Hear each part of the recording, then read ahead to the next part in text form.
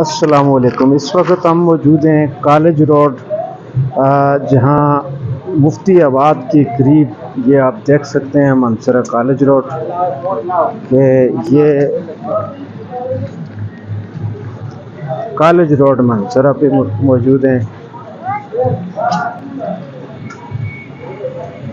नासिर चप्पल और आप देख सकते हैं यहाँ का बहुत मशहूर कबाब और यहाँ पे जो खालिस कीमा जो है वो इनकी दुकान से फ़रोख्त होता है।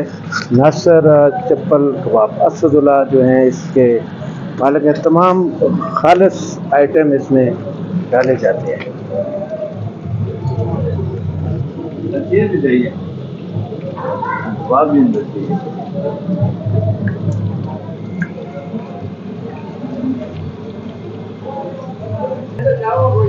कितना अर्सा हो गया खान साहब इधर मनसरा में आपके? 32 साल हो गए। 32। अच्छा 25 साल। 32 इधर इस जगह? हाँ ऐसे 32 कितना साल। साल हुआ है? 32।